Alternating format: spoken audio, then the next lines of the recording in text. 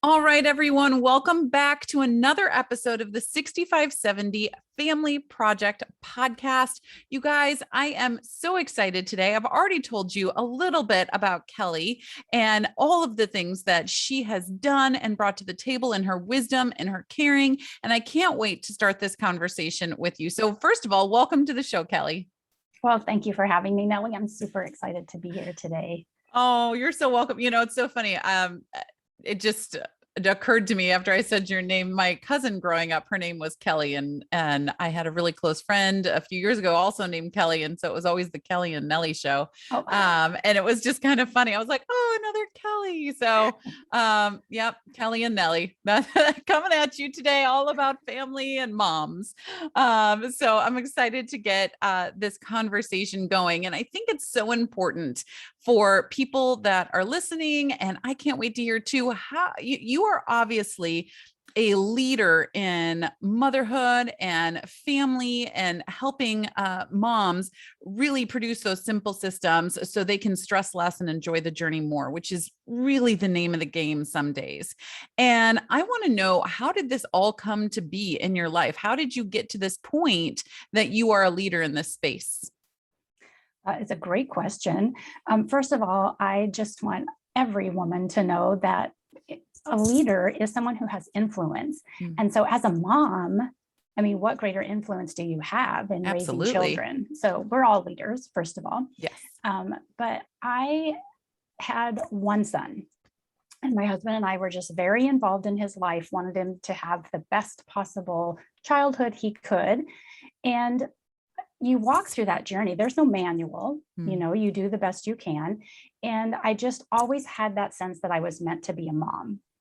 But then they tell you, get involved in your child's life, but nobody prepares you for what happens once they leave. And so I kept searching for, like, what's next? What am I supposed to do? And I was working full time, very successful. I was a leader in my side gig, but I just kept feeling like there was something missing. And you can only mother your husband so much before he gets tired of it. But I was fortunate that I did work in education. I worked in career and technical education and career and college readiness. And so I worked with a very close-knit group of staff, probably around like 40 to 50. And so I mothered them for quite a few years, but gave me a really good perspective on, like, what was changing in raising kids, or what was happening to how we were raising kids. And so I just really paid attention to what I saw as some issues. But then my son, he grew up, he got married, and I started to feel like, well, again, what's next? What is it? He has someone else to take care of him, even when he's sick. And then we lost a family member, which really tugged at my heartstrings. I mean, anytime you lose a family member, but I started paying attention to what was happening to our younger moms right now. And I feel fortunate that I didn't have to raise my son with social media, but I'm watching moms be burnt out, stressed, have low self-confidence, feel like they're not doing it right because they see some perfect life on social media. And it really struck me that, one, our time here is so short that I need to make a decision on how I want to finish living my life. And two, I really felt drawn to do something that would help these young women, because I mean, and statistically looking, like, we're losing a lot of young women because they can't handle that stress. And so that's where my motherhood project really started, and creating this system, because I think we can tend to make motherhood too hard. I think there are some really simple questions and systems we can put in place that would help us, because it is our job to have influence over our children. And we want to make sure that we're having a good influence over them. Right. Absolutely.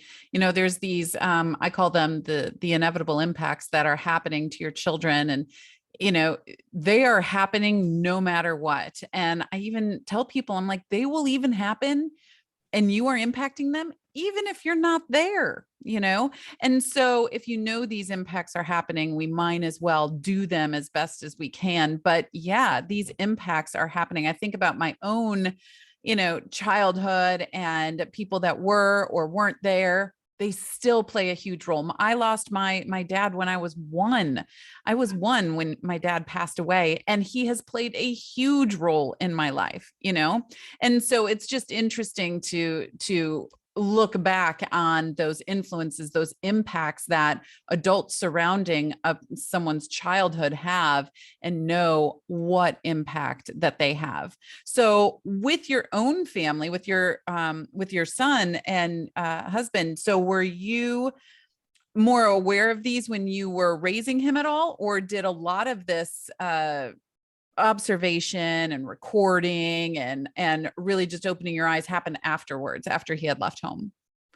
A lot of it happened after he had left. Yeah. There were some things as you're going through it, but I think that's one of the things that has drawn me to do what I'm doing, is to help other women not get to this point in their life where they possibly could look back and say, gosh, I really wish I would have done that different. And I think, everybody's life is unique, and you're going to make decisions that are best for you. But I just want to share my knowledge, because I think, I could shed some light onto something that maybe I have a regret over now, that I could help somebody change while they still have their kiddos at home. Absolutely. When you think of something that your son may have had or didn't have when he left home. And I asked this because I was interviewing and I guess doing a project with, actually last year, this mom and daughter duo. And their entire premise is this. The daughter is an adult, and they go back and they talk back and forth about what we could have done different back then and what it would have done now, in order to educate, people that are going through it right now. And it was really interesting to pair up with these two. And I just think back on, on my own, what could have been something even as simple. I remember the first time I had to do my own load of laundry at college. And I was like, I don't know where the quarters go. I don't know what soap to put in. Do I put the dryer stuff during the wash stuff? I was so confused. And I was like, this was probably something I should have learned when I was still at home and figured out before it was just me and all my clothes, and I could ruin them all and then have not a dime to buy another pair of jeans. And so it's just kind of funny things like that, but also the deep emotional intelligence, pieces of that. And it's that confidence piece, it's the wisdom piece. And really, confidence and wisdom and respect are the cornerstones for setting someone up for this life that they can live at their best going forward. And so I'm curious, with what you see now or what you experienced, what were some things that you're like, oh yeah, maybe I could have worked on that a little bit better? And I say this prefacing, not to throw you under the bus, because we are all parents. We are all doing the best we can, writing the book along the way. And I am not a perfect parent by any stretch. And we just do the best that we can every day. So I'm curious what we can learn from you in this aspect. Yeah. So we only had one child, and my husband came from a bigger family. I came from just having one sister. And so we had a little bit different philosophy on what it's like to be part of a family. But we were under the same understanding that our child didn't ask to be born. We chose to have him. So we wanted him to have the best possible life that we could give him. So we were not a family where there were chores. We were not a family where there was allowance. And so when I hear you talk about your laundry story, that is exactly, like, those are some of the stories that come to mind for me. So my husband was always afraid that if he let him mow the lawn or do something like that, he might injure himself. And of course, I just doted on him. So he went off to college. He didn't know how to do laundry. He didn't know how to cook. And so, when he bought his first house, he didn't know how to mow the grass. So looking back, it's those little things that, even if they're not a chore for your kid, involving them so that you can be teaching them to be an independent person when they're older. So those are the sort of things that come to mind for me. Is he didn't have those basic skills, like even how to clean a house. Where we raised him was a very small town. And one thing I think I would like parents to pay attention to is what is the atmosphere where you live? Like, what is Mm, going on for your child? Because looking back, when we dropped our child off at college and he came home 6 weeks later, he was almost a totally different person. He stood taller, he held his shoulders back, he held his head high.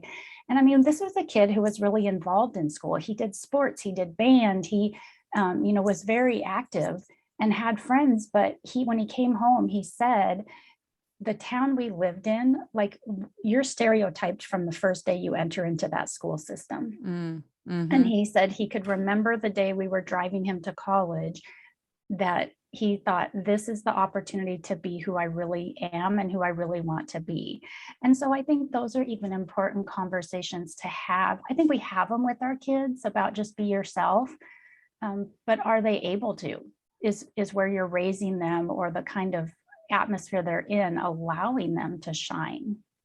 So I find this topic very interesting because we've always lived in bigger cities, but 6 years ago, we moved to a very, very, very small town, coastal North Carolina, very small town.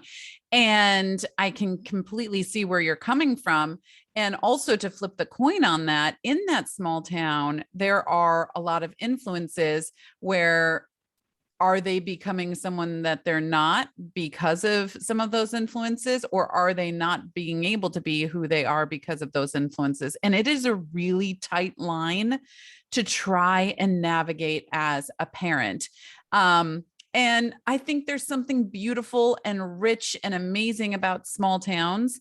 I grew up watching Gilmore Girls, and all the things. And I was like, oh, I want to live in a Stars Hollow. And I do live in a Stars Hollow now, but there's also a downside to that as well. But there's so many upsides. There's so many downsides, right? With every decision in life. And I do find it very interesting. But I completely agree. When you go off to college, and I say this, I actually went to middle and high school in a very big city, right? It was a suburb of Detroit. It was called Bermingham, and it was a very big metropolis type area, whatever. And I came in there in sixth grade. And already in sixth grade, when we had moved there, I was already branded. I wasn't one of the ones that had these friendships since kindergarten and had the little league, or the little soccer photos with my second grade friends that we're still friends with today, right? And it was hard. It was hard in middle school, right? It didn't help that I had permed bangs and straight hair. I don't know why I had that in 1980s, but I did, and that didn't help. But it was really hard going in there. And then I noticed going into high school, it was just a continuation because everyone from middle went over to the high.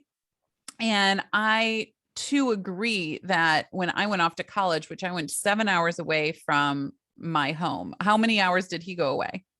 About 5, when the Okay. pass is open. It's a snowy mountain pass. So in the wintertime, sometimes they close it. Okay. All right. So when I came home, and I didn't come home until Thanksgiving, my freshman year, they dropped me off and I didn't come home until Thanksgiving. I was probably, if you ask my mom, I was probably a much different person then too, for many, many reasons, some good and some not so good. But I remember feeling like, okay, yeah, this is my opportunity to reinvent myself and not just be the kid that just came into the school, even though I was there for 7 years. But man, it can be hard going into a new school system or a new town. So with that, with the way that he had changed when he came back, um, how is he, living, and what is his view on that? And has he been able to maintain his own identity through his adult years? So he just flourished when he got to college. He, again, had a very tight, and he's always been like this, a very tight group of friends, Okay. who he still is friends. He's actually skiing in Montana with them right now. And Jealous. I know, he, I guess when he looks back on his childhood, and I feel like we set him up with the proper thinking around how you can do things. So even though he didn't have chores and didn't have to do things, he is a can-do type of kid. He's going to figure out how to do it. He's either going to ask one of us, ask somebody else, look on the internet. He's very independent and has become very, I don't want to say minimalist, but he lives a very comfortable lifestyle. They are very outdoorsy. They like to hike and bike. And I say they because now he's married. But I think the combination of how we raised him, like being very loving, being open to conversations. He's one of those people that every time you meet somebody, they're like, I just love your child, which makes me happy. But he also is someone who avoids drama. He that's just not something, and I don't know if that came from where he grew up and like what we see happen in schools, but he is just a very simple, happy person.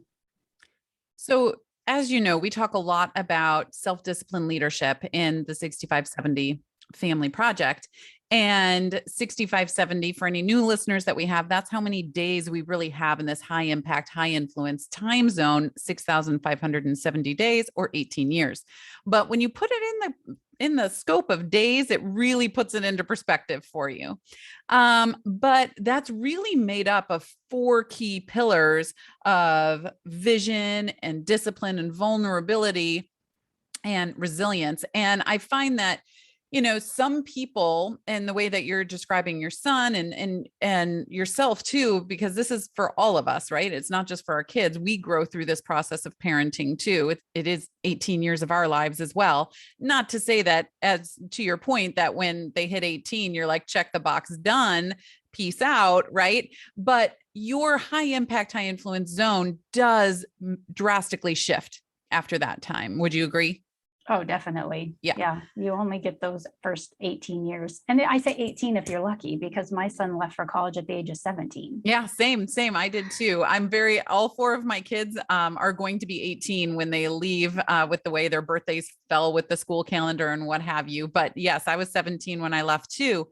And with those 4 pillars, I find that, some people are naturally, attune with some of them and then naturally deficient in some others, which means we, need to help them work through those, especially in order to build that confidence, wisdom, and respect for others. And wisdom, that's academic, that is emotional intelligence, that is how to have a relationship, that is how to do laundry, it is all the things in there. So I hear you talking about with your son that maybe, some of these things he was naturally gifted in, but you guys also as parents were able to massage some of those. And then he really got it when he was on his own and had to figure some of those things out on his own, because there's nothing like being out on your own when you find out what your weaknesses are.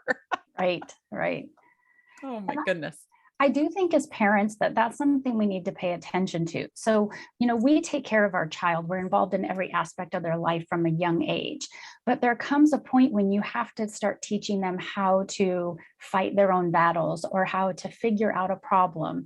And that's very hard as a parent, I think, especially as a mom. You don't ever want to see your kid make a mistake that's going to possibly affect their entire life or cause them harm.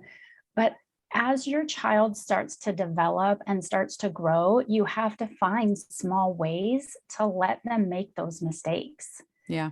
Because that's truly how they learn.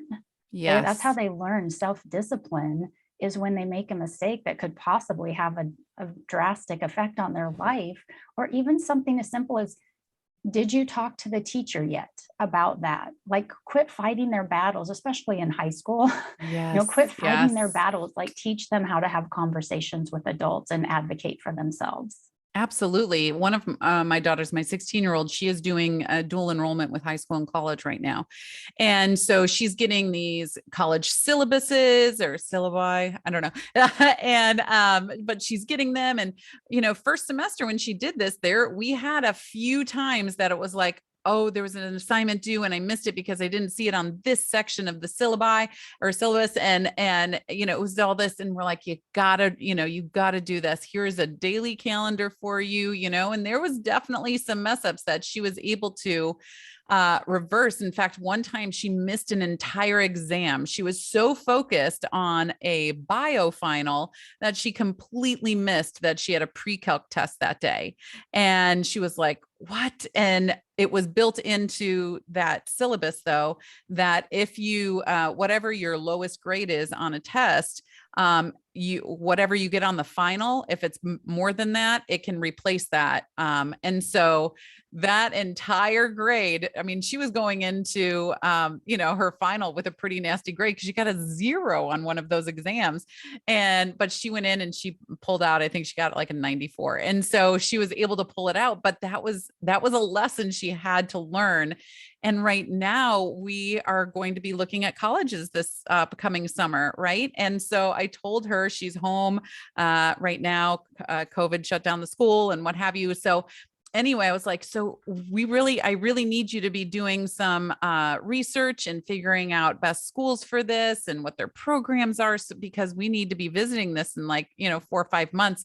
And she's scared. And I totally get that. I was freaked out with that, but putting it into their hands to be able to be like, this is your road. It's your path. How, don't you want to be a part of where that goes? And I think that's really, really important. Yeah, definitely. And I think, having come from education world too, is, some type of education after high school. So I think, I like parents to understand that if your child decides not to go to a university, if they decide to start a community college or maybe go to a technical vocational school, it's our job to help guide them to experience things and find their own path. And so just doesn't mean your kid is going to be a failure if they don't go to a university, because I don't know about you, but how much do you pay the plumber when he comes to your house? A lot of money. A lot of money. Yeah, I think you're right. Helping them have a voice in what's going to happen in their future. Yes. And to that point too, I think it's really interesting. A lot of people are shocked to find out when we're just chatting with other friends that have kids around our ages. As much as I think a 529 plan is amazing for saving money, we chose not to do 529 plans for our kids because we did not want to lock them into this path.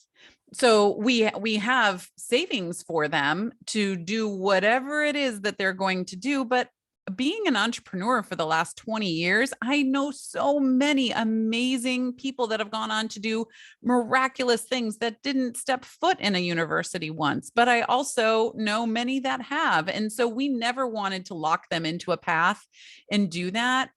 But yeah, so when people find out that we don't have 529s and we have different savings for them, they're like, you didn't do a 529? I was like, I didn't. You can only spend it on education. So I didn't want to lock them in to whatever that is. So it's funny you mentioned that. But I want to touch back because I come from an animal background. Actually, I was a marine mammologist, and I worked in wild and captive work and all of this. And going back simply with parenting, and it is kind of funny looking at the development, this childhood period of development across the animal world and human world. There's definitely some congruencies between there. And I think about like a bear, they always call moms mama bears and what have you. And so I think about that, and we really are investing and giving our time and energy to these little ones in order to teach them how to do life on their own. And so when I think about all of these conversations or all of these tasks or all of these, different experiences that they are having in their childhood, I'm like, okay, right now we're learning this lesson so that they know how to do XYZ after they leave home. Of course, I'm always going to be here, just like you are for your son. But I'm curious on your view of that now versus how that's changed now versus before, because it really is preparing them for life after childhood. Right. So So are you asking, I'm sorry, I'm kind of confused of what It's the okay. question is. I'm like how can we help prepare them through those lessons? Yeah. So I'm just curious because of your experience with parenthood and now your experience with your coaching and helping these moms. And really, has that lens shifted for you in really helping moms de-stress and have this focus, or not focus, but have this viewpoint of, I really am kind of preparing them to go forward in this motherhood journey? Yeah, so I think just like you mentioned how we help our kids, I mean, that's what I'm doing through this program is kind of helping moms step back a minute, take a look at things, um, figure out like, are they living in accordance with their values, right? Mm, Because that's something we would do with our kids. Like, why did you make that decision? Is that important to you? And so, really, just helping women kind of take that pause. And I know we're busy. And so, I've designed the course so that it can be quick and easy. But I think it's the same thing we do with our kids when we ask them to slow down, like even when they're like on the playground, slow down. If you run too fast, you're going to trip over something. And so mm, it's the same concept. I think having lived through it, and I just, like you, when we first started, you were talking about COVID and how you guys have to, on a dime, switch what you're doing. And I just think that if a parent can figure out for themselves how to slow down, work through the process, they're modeling that for their child. And I believe that is, our children watch what we do, right? We always say, don't do what I say, don't do what I do, but they're watching. yes. They're either going to learn to do it from you, or they're going to be like, man, I never want to be like that and change. And so I think it's that I don't think we ever, as moms, quit, or maybe it's even just as women, but I don't think we ever quit having that need or desire to help nurture somebody along. Not always do it for them, but ask the right questions to help them arrive at the answer themselves. Yeah, absolutely. So I want to pivot just a little bit and talk about, because you really talk about healthy relationships and boundaries. And what are some of the healthiest boundaries that you can see that the listeners today can kind of take and start utilizing or working on in order to take that stress level down, right? Even in COVID times, even when the schedule is like one day on or something on Tuesday and something else on Wednesday, what are some good boundaries that these moms can start creating? Yeah, so I think one is creating some boundary that if you need some quiet time, like create that boundary in your house so that your kids know. I always look back, and one of the things I laugh at the most is it didn't work to put my son in timeout. So I used to put myself in timeout. I used to say, just give me a few minutes, and I would just, like sit behind a door so I could hear what he was doing. But I think boundaries as far as your space and your time, like I just need 1 minute to take some deep breaths in the car before I come into the house. Maybe for your kid, like, hey, while I'm making dinner, I just want you to take 5 minutes to go. Maybe for that kid, it's go in your bedroom and dance to some music that makes you happy. Or so I think boundaries around creating space and time for what's going to refill your cup, recharge your battery. Mm, I think that's important. I think a lot of whether you're a working mom or even a stay-at-home mom is creating some boundaries around, like, if I'm sure all your listeners are listening because family is one of their top core values, right? sure. And so I think it becomes really easy at work um, to just keep saying yes to things. Even if you're a stay-at-home mom, it becomes really easy to keep saying yes to the PTA or the school because they know you're a stay-at-home mom. And so creating some boundaries around what you're willing to do and not willing to do if it's going to take time away from your family. Because I was listening to another podcast one day and she said, you have to think about what it's going to cost, not only in your time and your money, but what is it going to cost in the influence that someone else is having over your child? Mm, Like if you're not there and your child is with someone else, like they're having the influence over your child. So definitely, I think it's creating that space to refill your battery. it is learning to put things through that no funnel, right? Does it align with my core values? Do I have time on my calendar? Do I really want to do it? So those would be two of the biggest boundaries that I could think of for moms, because I think those are the two I see the most that are affecting women. We're people pleasers. We want to make everybody happy. And so we say yes, and we take time doing things that maybe aren't the best for us. Yes, absolutely.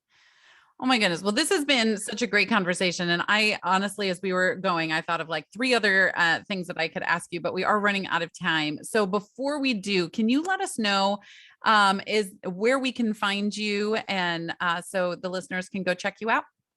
Yep. So the best place to find me is on Instagram, and it's less_stressed_moms. And there is a link in my bio where listeners can go get a freebie. They can sign up to be part of the community so they can be the first to know when the course is launched. But I just try to share some guidance and tips on Instagram that I wish I would have known when I was a young mom. And I think that's invaluable, honestly, having gone through the entire process. I mean, I'm almost there with one of them. It's kind of crazy. She'll be 17 in just a couple of months.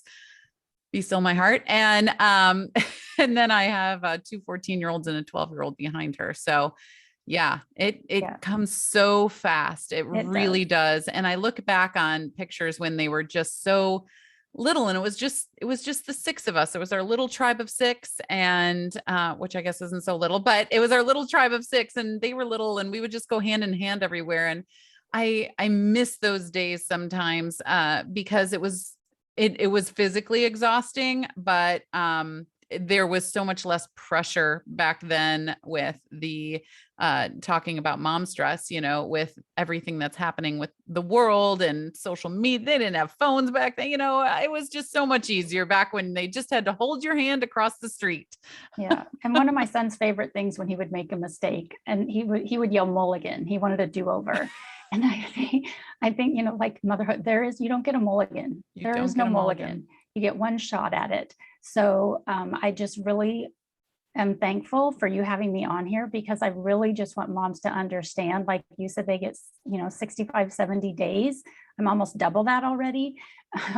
And so just slow down. Like when your kid grows up and leaves the house, think about how many more years that you have of your life to keep doing what you want to do. And so really just immerse yourself and in that time with your kids. Well, thank you so much for being on. This was a gift, and I can't wait I'll put all of your information in the show notes, and so people can come and find you. Great. Thank you so much, Nellie. All right. Bye-bye.